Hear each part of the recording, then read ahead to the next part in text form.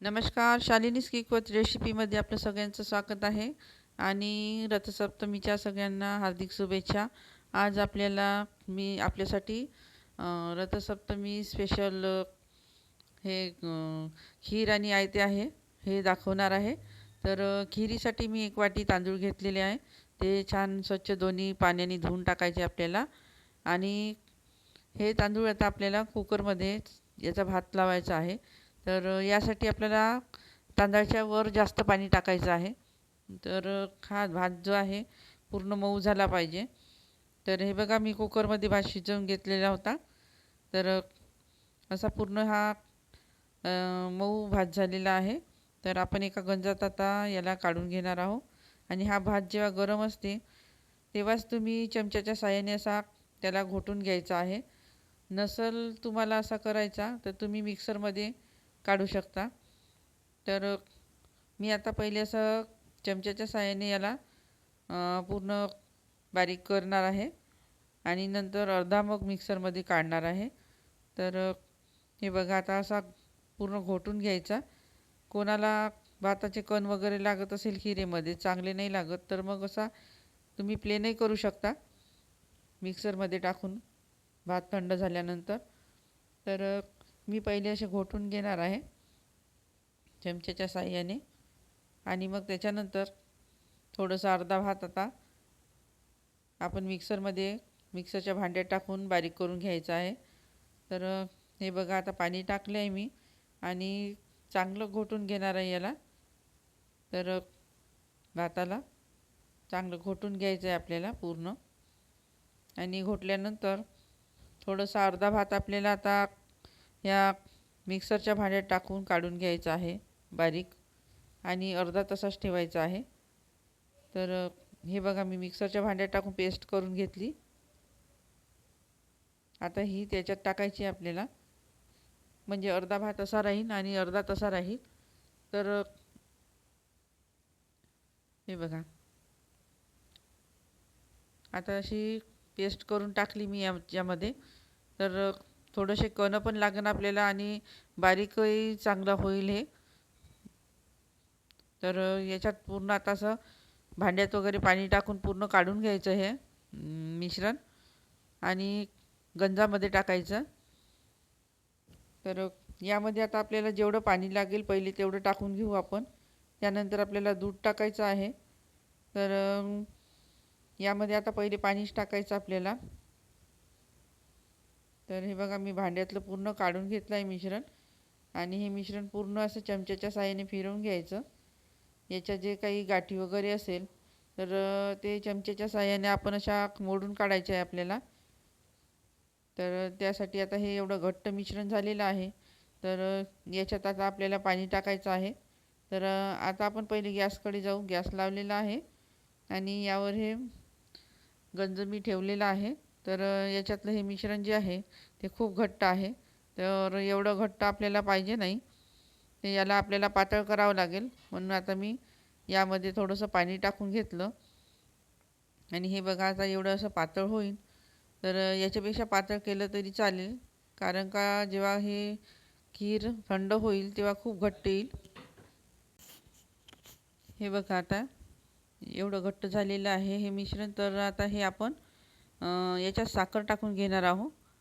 तर आता हे साखर टाकायची आहे वाटीनं. 2 वाट्या मी मोजून घेतली ती साखर. तर हे साखर टाकून घ्यायची आपल्याला. आता ह्या साखरेचं सुद्धा पाणी सुटेल याला. तर हे बॅटर थोडंसं पातळ होईल. तर काही हरकत नाही, कारण का आपल्याला पातळच करायचं आहे. तर आता साखर टाकून छान घोटत राहायचं. आणि हे बघा, साखर पूर्ण विरघळली. त्यानंतर हे बॅटर असं झालेलं आहे, पूर्ण पातळ झालेलं आहे. तर आता यामध्ये आपल्याला दूध टाकून घ्यायचं आहे. तर हे घट्ट दूध होतं छान, तर ते टाकून घेतलं मी. हे पण 2 वाट्या होतं. तर हे दूध टाकून घेतलं आणि आता याला आपल्याला उकळी येऊ द्यायची आहे. तर हे बघा, बॅटर एवढं पातळ आहे. असं असलं तरी चालते, कारण का थंड झाल्यानंतर हे खीर खूप घट्ट येईल. म्हणून एवढीच याची आपल्याला पातळपणा ठेवायची आहे. आता याला एक उकळी येऊ द्यायची आपल्याला. आणि त्याच्यानंतर हे गॅस बंद करून हे मिश्रण आपल्याला बाजूला ठेवायचं आहे. तर हे बघा गॅस बंद केलेला आहे मी. आणि आता यामध्ये आपल्याला ड्रायफ्रूट टाकायचे आहे. तर हे बघा इतकं पातळ आहे हे. तर हे काजू आणि बदाम घेतलेले होते, तर ते टाकून घेत आहे मी. ते टाकल्यानंतर छान फिरवून घ्यायचं आहे आता. आणि आता आपल्याला आयत्याची तयारी करायची आहे. आपली खीर तर झाली आहे. तर त्यासाठी मी 3 वाट्या गव्हाचं पीठ घेतलं होतं आणि 1 वाट्या ज्वारीचं पीठ टाकलेलं होतं ह्या वाटीने. तर असं 4 वाट्या मी पीठ घेतलेलं आहे. आणि हे प्रमाण तुम्ही असंच करून बघा. तर आता हे पीठ आहे, हे आपल्याला कोमट पाण्याने भिजवायचं आहे. तर यासाठी मी हे कोमट पाणी घेतलेलं आहे. जास्त जर गरम वाटत असेल तर तुम्ही यामध्ये थंड पाणी टाकून घेऊ शकता. तर कोमट पाण्याने हे पीठ चांगलं हातानेच भिजवायचं आपल्याला. तर जसं आपण डोश्यासाठी वगैरे भिजवतो तसं भिजवायचं आहे. तर हे बघा आता मी असं हाताने पूर्ण भिजवून घेत आहे. तर यामध्ये काही गाठी वगैरे राहिल्या नाही पाहिजे. तर एकदम चांगल्या पद्धतीनं असं एकदम स्मूथ झालं पाहिजे ते. असं हाताने त्याला दाबून पूर्ण असं फिरवण्याचा प्रयत्न करायचा आणि पीठ चांगलं मळून घ्यायचं आहे आपल्याला. तर याचं बॅटर तुम्हाला मी दाखवते कसं किती पातळ पाहिजे ते. तर आता हे पाणी टाकून पूर्ण आता आपण हाताच्या साहाय्याने याला चांगलं भिजवून घ्यायचं आहे. बॅटर जर कमी असेल तर तुम्ही विस्करच्या साहाय्याने सुद्धा भिजवून घेऊ शकता. पण आता हे जास्त असल्यामुळे याला हातानंच भिजवायचं आहे. तर हे पूर्ण मिश्रणाच्या अशा गाठी वगैरे झाल्या नाही पाहिजे. तर असं आता आपण हे मिश्रण पूर्ण चांगलं तऱ्हेनं आता भिजवून घेणार आहोत. हे बघा हाताच्या अशा गादीच्या साहाय्याने पूर्ण असं त्याला प्लेन करण्याचा प्रयत्न करायचा आहे आपल्याला. तर हे बघा मिश्रण एवढं पातळ झालेलं आहे. आणि असं हाताच्या साहाय्याने यामध्ये ज्या गाठी वगैरे असेल त्या पूर्ण अशा मोडून काढायच्या आपल्याला. तर आणि हे बेटर असं प्लेन करण्याचा प्रयत्न करायचा आहे आपल्याला. हे बघा इतकं पातळ झालेलं आहे. याची तुम्ही बघू शकता क्वालिटी किती पातळ आहे, घट्ट आहे ते. आणि हे पूर्ण असं हाताच्या साहाय्याने छान प्लेन करत न्यायचं. आणि यामध्ये मी मीठ घातलेलं नव्हतं. आता त्याच्यानंतर मी थोडं मीठ टाकणार आहे त्यामध्ये. आणि पूर्ण हे बघा असं जिथं जिथं काही तुम्हाला गाठी दिसत असेल तिथं पूर्ण या हाताच्या साहाय्याने हे बघा असं पूर्ण असं चांगलं पडलं पाहिजे ते पीठ.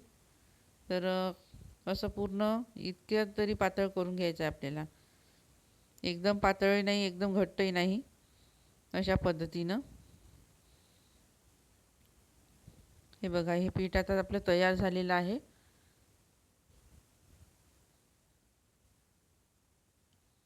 आणि हे मीठ टाकलं होतं मी यामध्ये आता 1 चम्मचभर. आणि ते मीठ पण पूर्ण आता मी हाताच्या साहाय्याने पूर्ण मिक्स करून घेणार आहे यामध्ये. आणि हे मीठ जे आता आपण टाकलं तर त्यामुळं आता आपल्याला आयत्याला चांगली चव येईल थोडी. तर आता आपण आयते करण्यासाठी घेणार आहोत. तर हे तवा ठेवलेला आहे, हा लोखंडीच तवा आहे, रोजचा पोळी करतो तो. तर याला आता तेल लावून घ्यायचं आहे आपल्याला. तर ब्रशच्या साहाय्याने मी तेल लावून घेतले आहे. आणि असं पाणी घ्यायचं आपल्या एका गंजीमध्ये किंवा वाटीमध्ये, कारण का आपल्याला पाण्याच्या हातानेच याला पसरवायचं आहे. तर यासाठी मी आता हे तेल लावून घेतलेलं आहे. तर तव्याला असं तेल लावल्यानंतर यावर हे बॅटर टाकायचं वाटीभर वाटीच्या साहाय्याने. तर असं बॅटर टाकल्यानंतर वाटीने पसरवण्याचा प्रयत्न करू नका, कारण का हे बॅटर चिकटून येईल. तर यासाठी असं थोडं फैलवलं की पाण्याचा हात घ्यायचा आणि पाण्याच्या हाताने असं पसरवण्याचा प्रयत्न करायचा आहे आपल्याला. आणि पूर्ण असा हा आयता असा गोल करायचा आणि पातळ पण झाला पाहिजे. एकदम जाड जर असेल तर तो चांगला लागत नाही. तर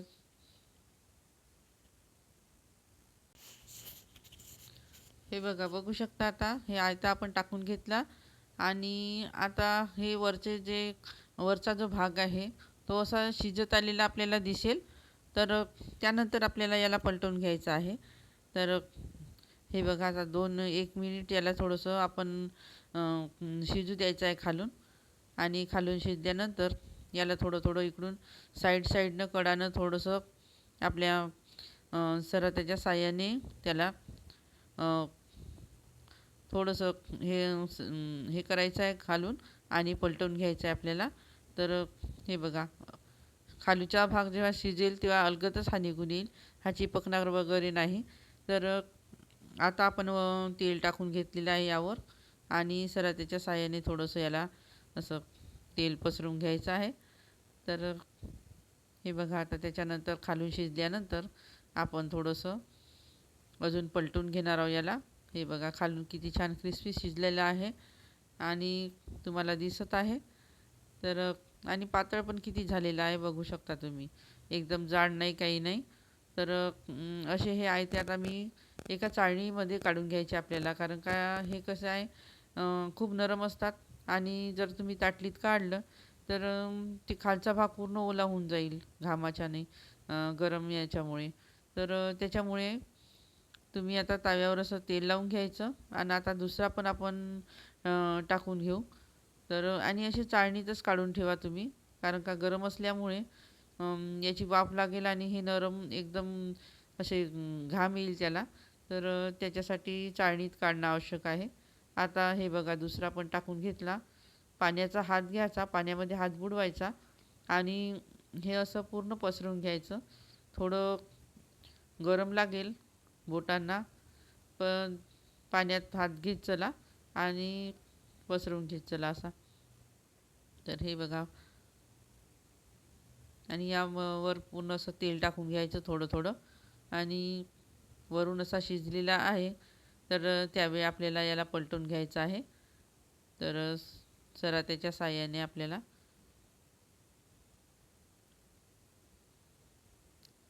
आणि तुम्ही बघू शकता खालून शिजला की आपोआप अलगदच निघते तो. तर हे बघा, आणि पातळ पण किती छान झालेलं आहे. तर असं तेल टाकून घ्या थोडंसं अजून वरून साईडने आणि खालून पण छान क्रिस्पी शिजू द्यायचं आहे आपल्याला याला. आणि शिजल्यानंतर एकदम छान लागतात, पातळ होतात. आणि शालिनीज क्विक रेसिपीला जास्तीत जास्त सबस्क्राईब करण्याचा प्रयत्न करा आणि बेल आयकॉन दाबायला विसरू नका. काही कॉमेंट असेल तर ते पण सांगा.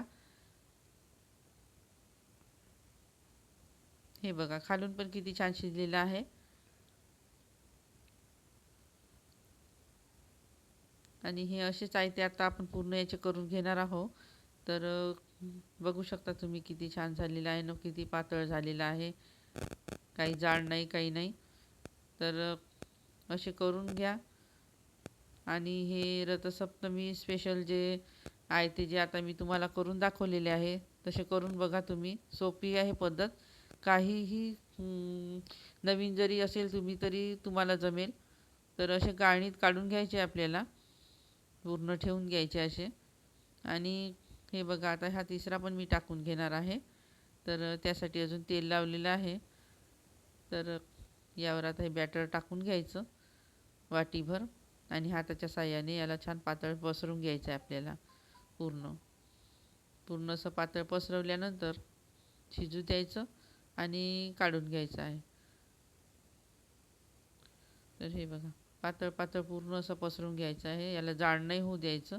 आणि गॅस मीडियम साईजवर करायचा आणि याला शिजू द्यायचं आहे चांगलं. हे बघा, पूर्ण पातळ आणि छान गोल झालेला आहे. तर हा थोडासा शिजल्यानंतर याला आपण अजून पलटवून घ्यायचा आहे. तर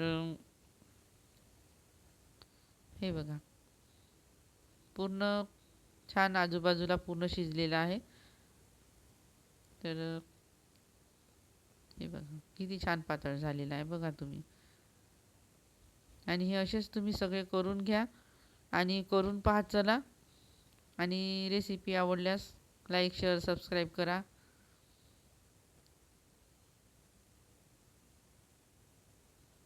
आता खालून थोडंसं शिजल्यानंतर आपण अजून याला पलटून घेणार आहोत.